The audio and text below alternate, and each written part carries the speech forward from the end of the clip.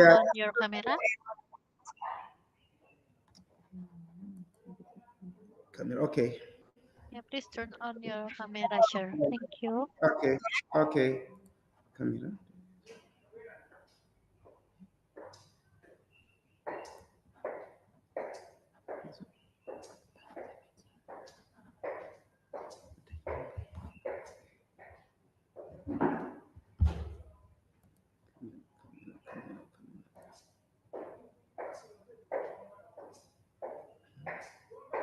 Okay.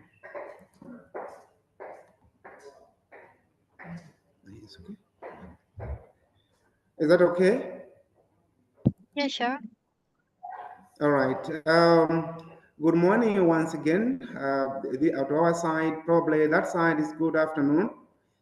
Um, my name is Arnold Pundi, and I'm going to present to you on a high potential new business venture. And I welcome you all to my presentation, which I'm now about to start.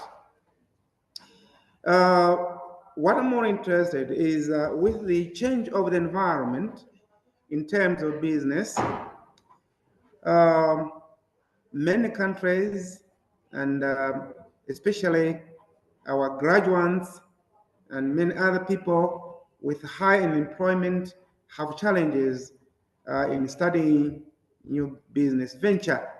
So this is why I chose to start with, to share with you how you can go about in entering into business, which is of high potential.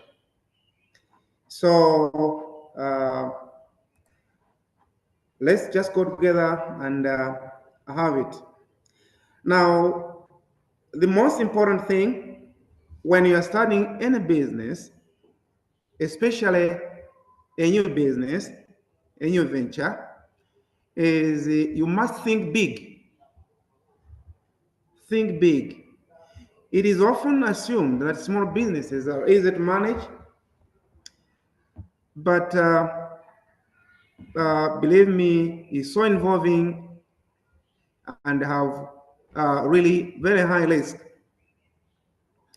as opposed to one thinking of starting a big business.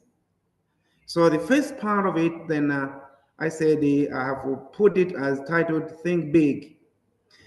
Small businesses, which many people are fond of entering or venturing into, have challenges.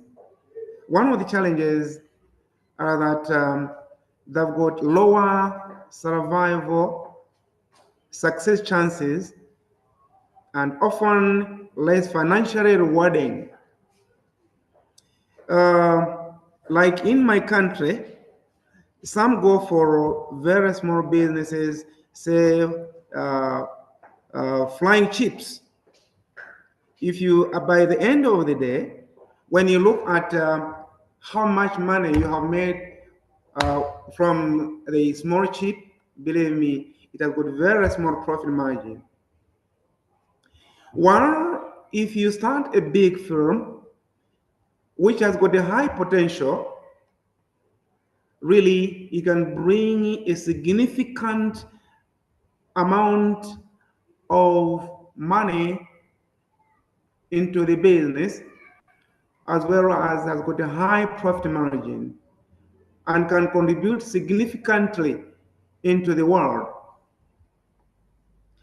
So research has been found that small businesses have a failure rate of up to 64.4%. So firms go out of exit, but here I'm talking like somebody who is an entrepreneur rather than just an ordinary business person. So as an entrepreneur, it means that if you start a small business, you've got a very high failure rate. But if you venture into a high potential business, then you expect that you are going to survive on the market where the competition is high. Now, the inherent part of an entrepreneur learning process is that an entrepreneur acts as an apprenticeship, meaning that it's hands-on. When you start your venture, as the venture grows, you learn from the business.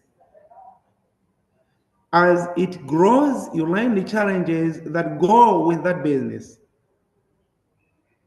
Because if you start a big business, it means that those challenges will help you to learn along, but rewards are very, very high.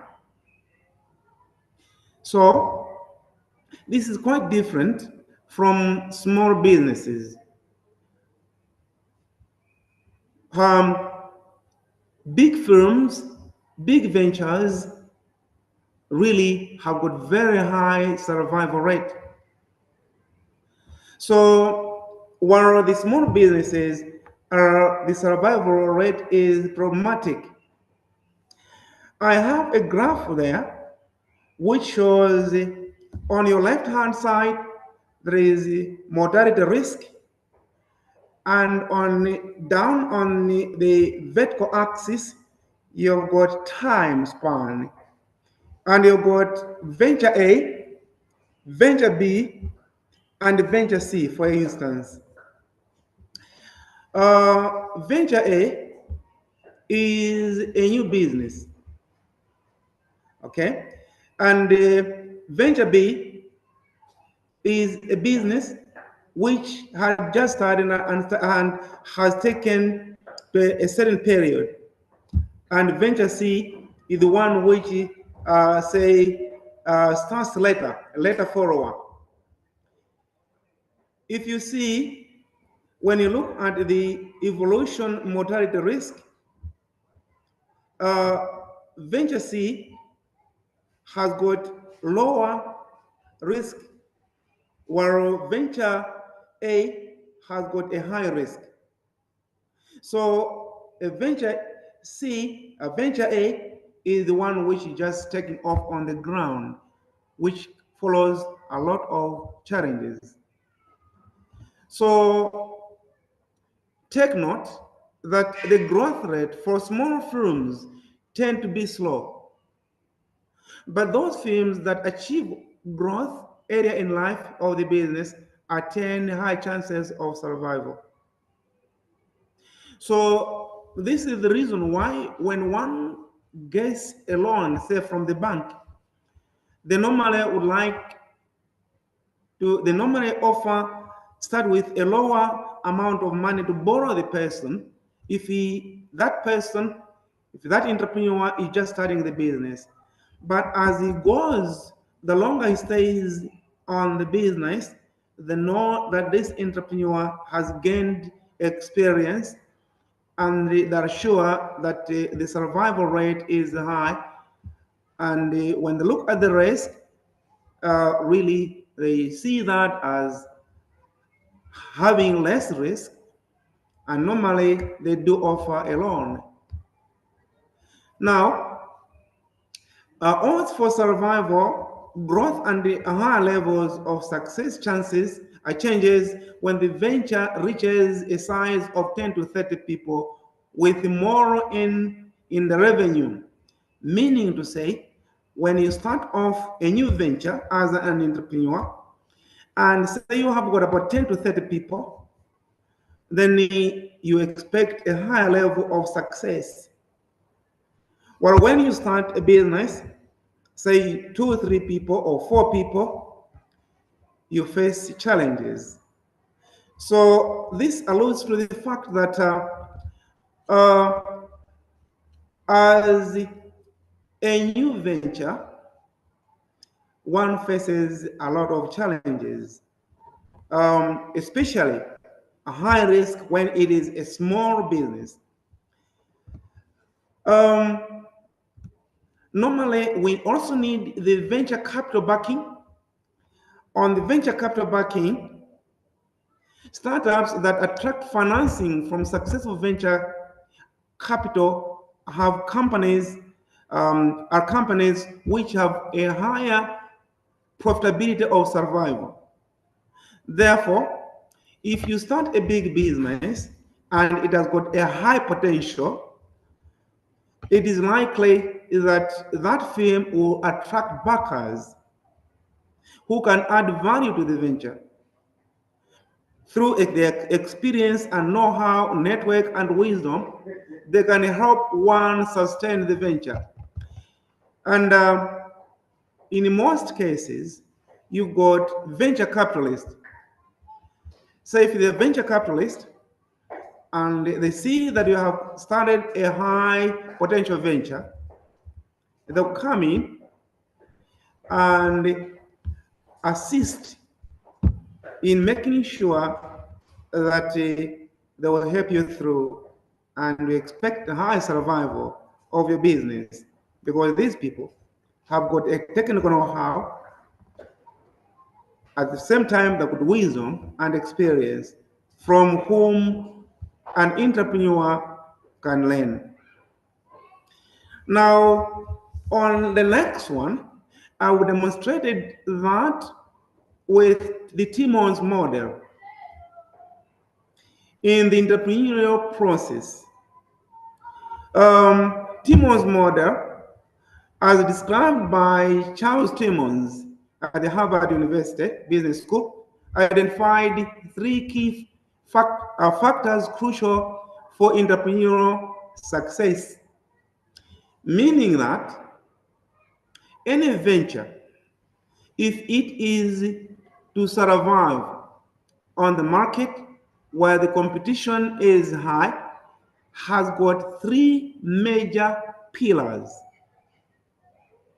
And these three major pillars are: one, the entrepreneur needs to identify an opportunity.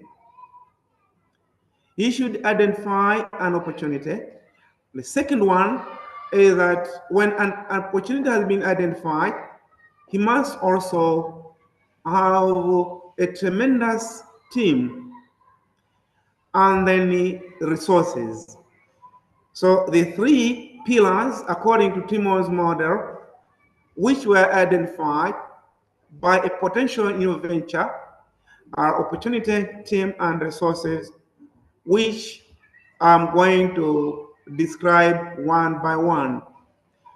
To begin with, opportunities. You may agree with me that any environment, it can be in any country, in any place, an entrepreneur will always be looking at the opportunities in the environment in which he or she is surrounded with. So through observation, through research, and other information which can be picked, one can be able to identify an opportunity. So in my presentation, I've given an example of Malawi. Malawi is basically an agro-based economy. And agriculture, or in agriculture, there is a high opportunity. So if one can venture in any agriculture endeavor, that becomes a high potential venture with a very high likelihood of success. For instance, one can go into chicken farming. If one can go into chicken farming, because we've got good environment, we've got chicken meat is in high demand, one venturing in such as poultry farming can make that potential venture to grow. Or he may opt for agro-processing. So those produce from the field say for example, tomatoes, we could plant the tomatoes here, can be processed and be sold out as tomato sauce. So a high potential venture like this one, even if one can acquire a machine or a plant which can be into processing of tomatoes in tomato sauce, then that will really provide a high opportunity for a new venture. Even tourism, say tourism in Malawi is very, very high. The government, for instance, can take up tourism, or an individual can take up tourism in liaison with the government as a stakeholder, then they're likely that that can attract a lot of income for an entrepreneur. And the last example which I've given on the opportunity is the information communication technology, ICT. So ICT here, for information, you may have seen that we delayed a little bit in my case.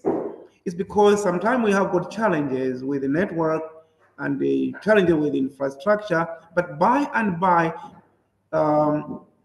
we are coming up.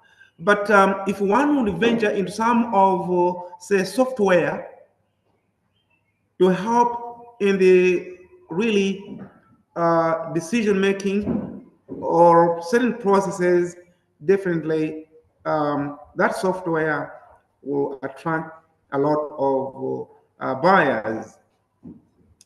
The second example that I gave are teamwork. You know, as an entrepreneur, it's very important, and this was really emphasized by Timons, that working as a team brings in synergy. And in the synergetic principle, it is said that if you add 2 plus 2 is equal to 5, this is like, and like 2 plus 2 is 4. 5 meaning that there is a high output. So high output when you work as a team, because individuals, you have individuals in the team with the diverse skills. Now, the government has ever tried to team up with that in teams. They use the initiatives like Novita. That's one of the non-government organizations that is into training of the youth various skills into the country. And then got CIMET, that's another non-government organization which the government is using. They have teamed together to really help in small to medium business enterprises. Then we got MARDEF. This is another non-government organization which has teamed up and they help in providing loans. So teams for an entrepreneur is critical. Teamwork, meaning that when you start up as an entrepreneur, a new potential venture, you cannot ignore to have teams or to group yourself into teams. The last one is we have got resources. The way how here in Malawi, a case of Malawi, we have used resources. We have got a diverse mineral deposits in the country. So with that, tapping into such resources can help one develop into a potential venture. For instance, we have rich soils, vast land in which we can cultivate crops. We also have got diverse in mineral deposits. We had uranium. We have uranium. We've got another rare minerals which we can tap in some source of income. We've got also vast water resources like Lake Malawi, and our waters are good. The fish that come from there really are very, very nice fish. Got chambo, which is really famous in Malawi. All all that comes from the water. And one may opt not necessarily to be really taking fish from Lake Malawi. As an entrepreneur, he may go into fish farming. That really can help that entrepreneur really to grow. As I said, we've got fertile Arab land and substantial forest cover. Malawi is generally a green country. So even if one goes into tree planting, in 5-10 years to come, that entrepreneur will have a vast amount of cash which can be really taken from that, and even help in reducing unemployment. So on the next one, I've indicated really the dimensions using that model by Timmons of number one, we've got, or number two, there's opportunity. Number three, team, then resources. Number one, we've got the founder. The founder is number one in the sense that the entire business is rested upon an entrepreneur who acts as a founder. So an entrepreneur himself is a leader. So the success entrepreneur is the one that can balance these critical factors. But to begin with, I will say something about the founder, who is an entrepreneur himself. He's a leader, and he needs leaders to have leadership skills. He needs to have creativity skills, because he needs to be creative and innovative. And on top, you've got the communication. So communication, that demands even networking. And then on the other part, then one should be very, as an entrepreneur, as a founder, needs to have to be focused on which one are exogenous forces. And when you are talking of exogenous forces, say for example, technology has got the countries which really started the technology, like the phones. I would take say Samsung as a mobile phone, is mainly manufactured in the, South Korea. So it is important that we should incorporate in some of these technologies so that his business really does well. But one can have a creative mind, and that needs to be put down. If he's just starting that potential venture, then he needs to develop a business plan. A business plan is critical because it communicates really what business you are in. So it will have a vision, a mission, really your values, core values, and really also going to look at where you're going, strategies put in place, and the location of your business, the product that you're offering. All of that can be communicated through the business plan, so that the fits and gaps really can be really covered up. But in all, let's not forget that the environment we are operating in as a potential entrepreneur or as a venturer is uncertain. So one should be prepared for any uncertainties that really occur on the market. So the one on the driving force really is an entrepreneur. So the successful entrepreneur is the one that can balance these critical factors. Now, don't forget that the entrepreneur searches for an opportunity. He searches for an opportunity, and on finding it, shapes the opportunity into a high potential venture. So, as I said, he draws up the team and gathers the required resources to start the business that capitalizes on the opportunity. As I said, every environment has its opportunity, which one just need to be on the lookout as he or she is really requiring to venture into a potential really business. In the process of starting the business, the entrepreneur risks his or her career, personal cash, and net worth. Because what you need then is he will need to take calculated risk and then mitigate the risk. All right. At the same time, he will need to invest into the business his time. Because if he's venturing into potential really venture, then his time is of importance.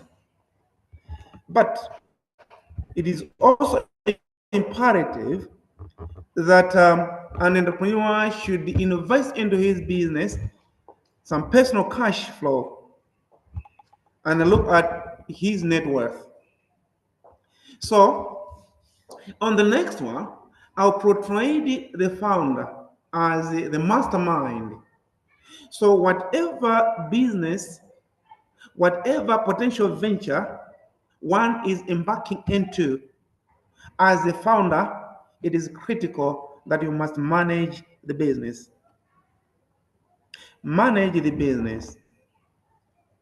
So, the founder is tasked with the charge of the success equation, meaning you manage the business, then your potential venture will grow. If you don't manage the business, then you'll be in disarray. Business won't go any further. The founder is the one who always analyzes the gaps and fits that exist in the venture. So he goes along with the challenges that are in the environment. Any changes in the environment, then the founder will need to be flexible and adapt with the changes that take place in the business environment. For example, in Malawi, we do have challenges with the rain sometimes. One may need, if you say he has gone into farming, to think about irrigation farming. So he must have the ability to figure out how to fill the gaps and improve the fit. Attract key players who can add value is vital for success. For instance, he may really put into or include into his or her venture trust brand. When I say trust brand, I mean those advisors, business advisors, who can help him in certain times. At the same time, you will have a team that will act as key players. Now, the founder, therefore, has the role to manage and redefine the risk-reward equation with emphasis on sustainability for the environment, for the community and society. What I mean there is, as I said, the environment is always changing. The founder need to redefine the risk based on the environment in which he is operating his business or her business. Then at the same time, the founder is there to see the community and redefine again based on the changes that could take place in the society and the community as a whole. So the underlying market demand determines the potential of the idea. An idea becomes viable only when it remains anchored in products or services. So one needs to identify the product or services that meet the market demand.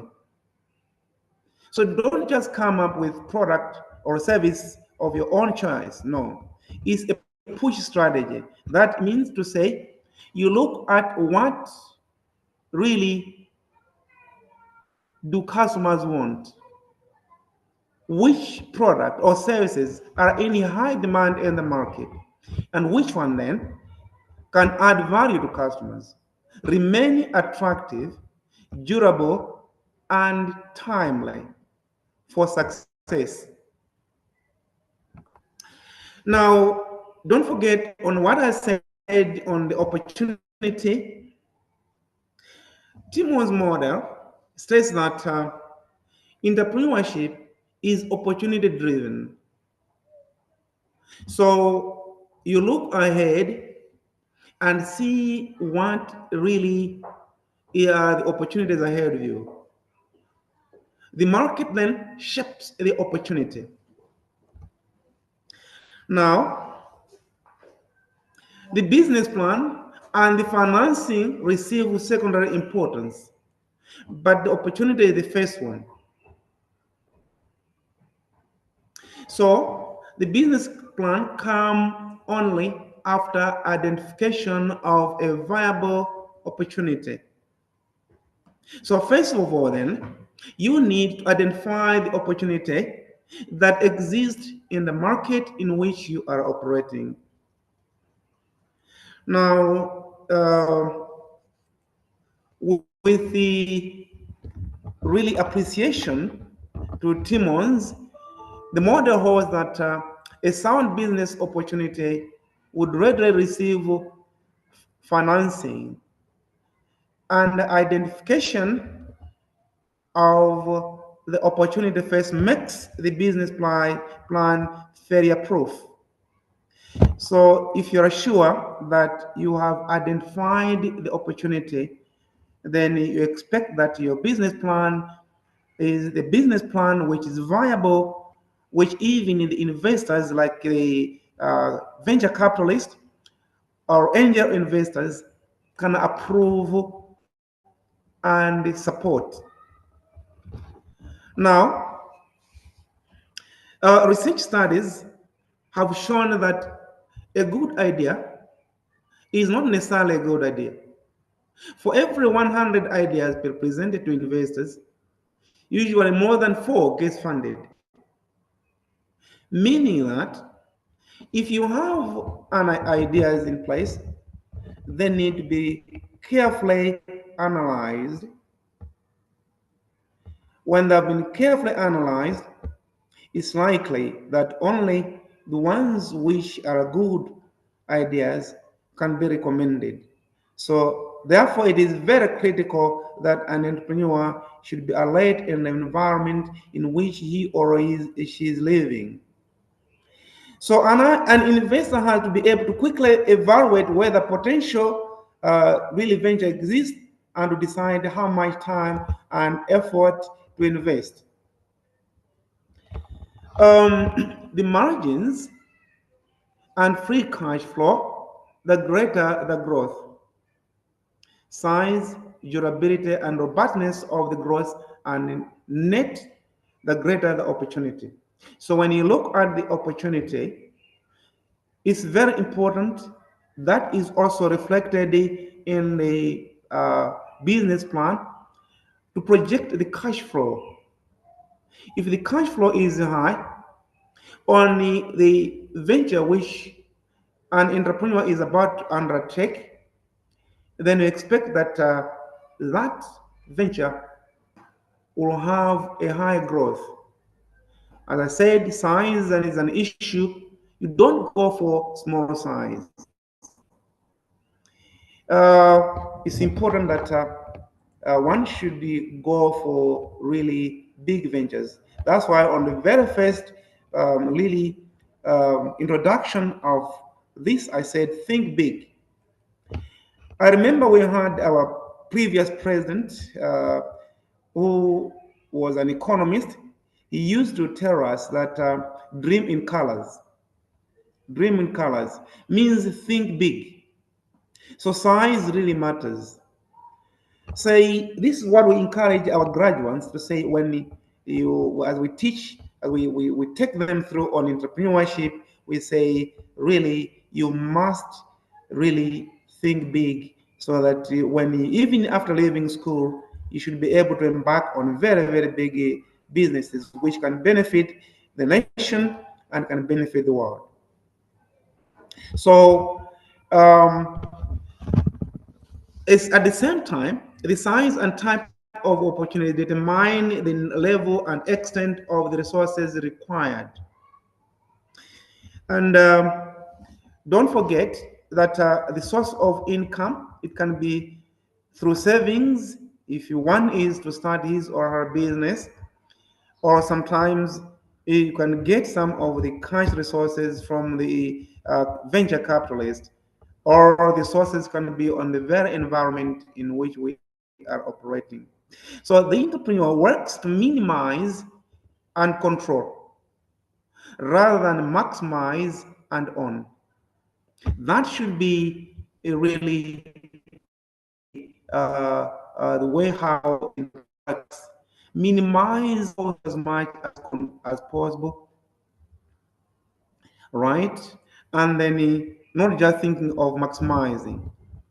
Now, the role of the entrepreneur, therefore, in managing resources included to build a good resource base to draw from when required, and drawing up a business plan through the fit and balances method that balances the available resources with the opportunity and the potential of the team. So there is the common misconception that to succeed, you first of all need to have all the resources in place, especially the money. No. Money follows a high potential opportunities, convinced of and led by a strong management team. While good resources remain scarce, businesses with high potential opportunities and a good management team will have no problem attracting money and other resources. So, successful entrepreneurs devise creative and stingy strategies to marshal and gain control of resources. One of the way how this can be done is bootstrapping. So bootstrapping can create a significant competitive advantage. When we talk of bootstrapping, we mean doing more with less through maximizing and controlling of resources. In my country, Malawi, I've seen so many small to medium business enterprises practicing bootstrapping, though at small scale, but it works. For example, one may have a car with a really good size of the boot at the back, and they may go into a restaurant. Instead of really opening a restaurant, which would be expensive, one just uses that vehicle to go about and sell his or her really food. So that would be a good example of bootstrapping. And the advantages of bootstrapping, if one opts for bootstrapping, number one, it drives down market costs. Say, for example, you may slash out the rentals. If you say you bought your own caravan, like I was in Botswana last at a certain time, I found they're using caravans as restaurants. During lunch hour, they would go out on the market and then sell the food to the employees, say to the vendors or business people around the market square. That is a good example of bootstrapping. And the bootstrapping instills discipline and readiness in the organization. So you discipline in and control cost when you practice bootstrapping. And thirdly, it encourages creative resources to achieve more with a less amount of money and other resources available. E.g., or for example, you can lease instead of buying equipment. So instead of buying, you lease out. Or working out of garage instead of rented space, where rented space would be extremely expensive in any city. Now, let me go back again to the entrepreneur team. Once the entrepreneur identifies an opportunity, he or she works to start a business by putting together the team and gathering required resources. So the size and nature of the opportunity determines the size and shape of the team. So don't forget that the lead entrepreneur is central to the team as both player and the coach. So meaning that, as I pointed out earlier on, that the lead entrepreneur is the founder and he works out or acts as a player and a coach. And as highlighted in the model of team model, places special importance on the team and considers a good team indispensable for success. But a bad team can waste a great idea.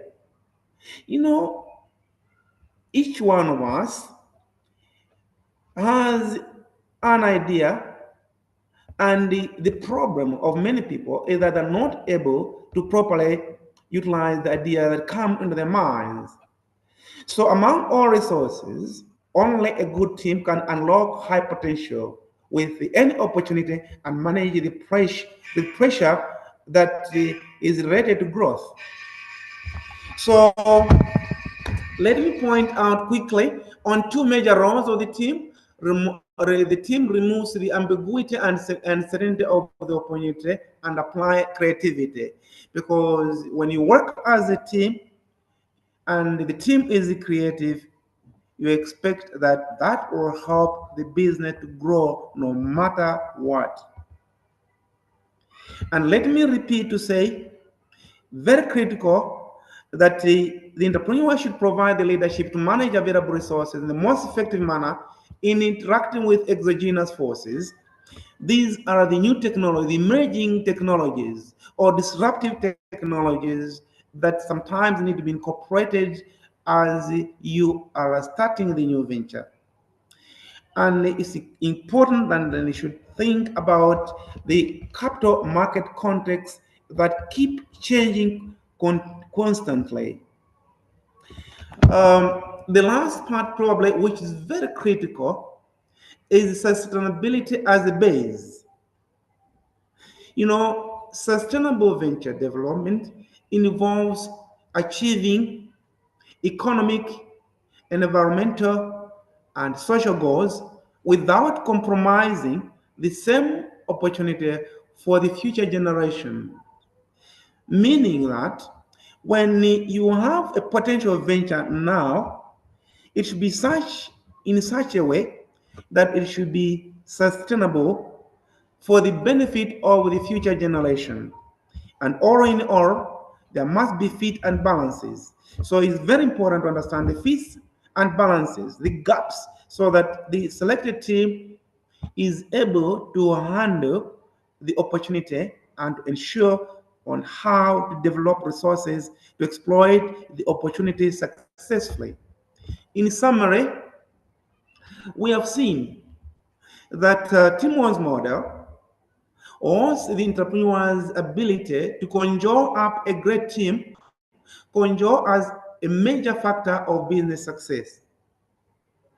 So, as an entrepreneur, my emphasis is developing entrepreneurs who then will form a great team and who will then factor in business successes by factoring in really the necessary resources.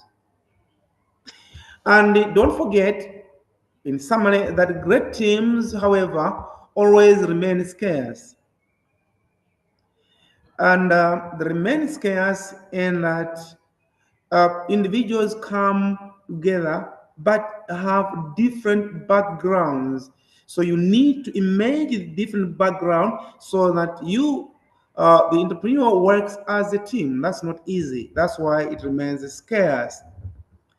And the responsibility is on the entrepreneur to coach the team members in order to excel. So the team can come together and achieve high. Therefore, a high potential venture become a high impact firms responsible for bringing significance to changes in the world we're living in. Um, Thank you for your attention. That marks the end of my presentation. Thank you. Yeah, thank you so much for your presentation, sir. And for our participant, if you have any question for the speaker, please add them to chat.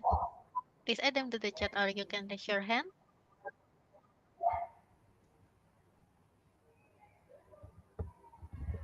Yeah, thank you. More questions are welcome. If you got any questions where you need clarification, then those questions are most welcome. Yeah, we have one question, sir, from participant already read in the Zoom chat. For first question, how do we identify whether a new business idea has high potential? Thank you. Thank you. Thank you. Yeah, we have question, sir, from participant already read in the Zoom chat. Okay. Hello, Hello. you hear me? Yeah, now I can hear you. Yes. Yeah, we have question from participant already read in the Zoom chat. Okay. What's the question? Yeah, how do we identify whether a new business idea has high potential? Okay, you can identify a business to be of high potential by looking at the market demand. You analyze the market. When you analyze the market, you should be able to find out what the customers want. All right. So within the environment, you can do a bit of market research to find out what products or services do the really customers around you really want. For example, here in Malawi, we had the problem of bread at a certain time because wheat, wheat was not very readily available, but there were also other small means of getting some flour, and then if one will start a bakery, can do well. The other example would be fish is in high demand here in Malawi. If you would start fish farming, you can see how people scramble to buy fish. Then you know that fish, if you start fish farming, is a potential new business venture. So, in short, you can identify that this is a potential business venture by doing a bit of market research. Thank you. Thank you. And then the next question, what advice would you give to young entrepreneur who want to start a high potential business? Thank you. Come again.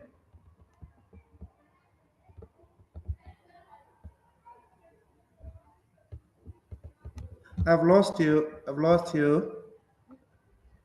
I've lost you. Okay, Oh okay. my God. Yeah. What Yeah, I advice? can hear you now. I can hear you. Yeah. What advice would you give to young entrepreneur who want to start a high potential business? What? I cannot hear the other one. What is, what do you what? Advice. What advice would you give to young entrepreneur who want to start a high potential business? Tips, yeah, You are tips. asking what do I give? Yeah, What do I give? yeah, tips. Yeah. Okay, giving in terms of finances. You're talking of in terms of finances, how one can get finance. Is that what you are asking? Yeah, this for How a young. new business can be financed? Yeah, Yeah, okay. In terms of finance, there are different ways. You know, when you look at the sources of finance, you may have some personal savings. From your personal savings, you can be able to save up a certain amount of money, and then that is the cash which you can start up the business with. Or you may have some relatives, for instance, who may be well wishers. They can support you to get some source of funds. Or you may sometimes get loan from the bank. But in business, we don't normally recommend loan though, because you will suffer deductions and the like very shortly. So when you're starting a new venture, you just need to look for other dimensions to get your funding. But uh, we also have got what we call angel investors if it is a high risk business. So angel investors, these are individuals who have got wealth and are willing to support any potential new venture. Or we also do have venture capitalists. So venture capitalists at the same time, these are organizations who are willing to really fund up new potential ventures. So these are just some of the ways in which as an entrepreneur you can get funded. And the government too has provided in place some institutions which act as the venture capitalists to help the individuals with small to medium potential ventures to start up their businesses. So the different sources where you can get funding for your new potential venture.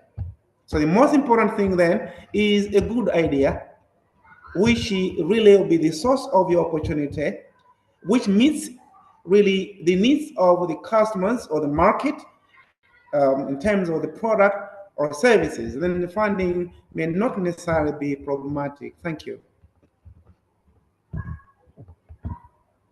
okay, thank you. I guess no one else asking again, sure. Mhm. Before I close this event, for our participant, please open your camera. I will take a picture on the count of three. One, two, three. Okay, another one. One, two, three. Thank you. Thank you Mhm. for your cooperation. Finally, Yeah. we come to the end of visiting lecture today. We would like to thank you for Mr. Arnold for the wonderful Thank you. information and sharing your knowledge. We hope this information will be beneficial for our participants. At least we hope to have more collaboration in the future. The visiting lecture for today and here we have the session. Thank you and have a nice day. Thank you so much, sir, for sharing your time. Thank you very much. Have a blessed day. Thank you. Thank you for your attention.